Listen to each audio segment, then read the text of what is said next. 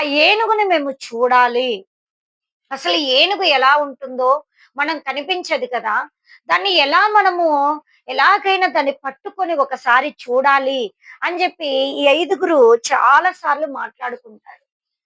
వారికి ఆశ కలుగుతా ఉంటుంది. ఆశను ఎలా నెరవేర్చుకోవాలి అని ఆలోచిస్తుండగా, ఆ ఊర్లోకి ఒకరోజు ఒకతను ఏనుగును తీసుకొని వస్తాడనమాట.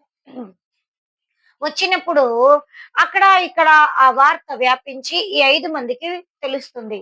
ఇలా ఊర్లో ఒకతను ఏనుగును తీసుకొనొచ్చాడు అని జెప్పి విని, అప్పుడు ఈ 5 మంది గ్రుడ్డి వాళ్ళకి సంతోషం అనిపిస్తుంది. అబ్బా!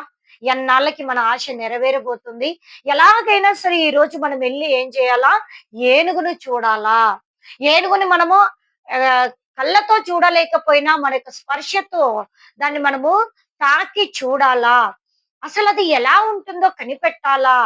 ఆశను మనం నెరవేర్చుకోవాలా అని చెప్పి సంతోషపడతారు. ఈ 5 మంది గుడ్డివారు.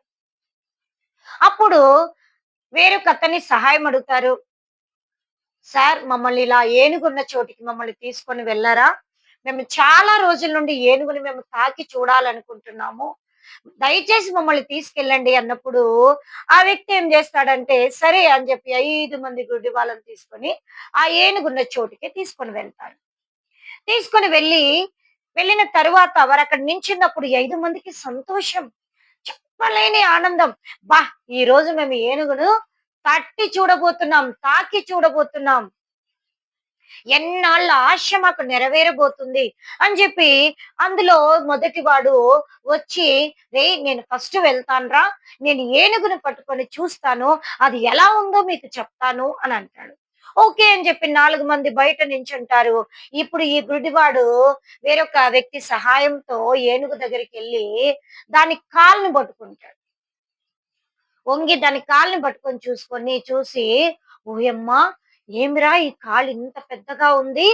ఇది స్తంభంలాగుంది ఏనుగు అని అంటాడు.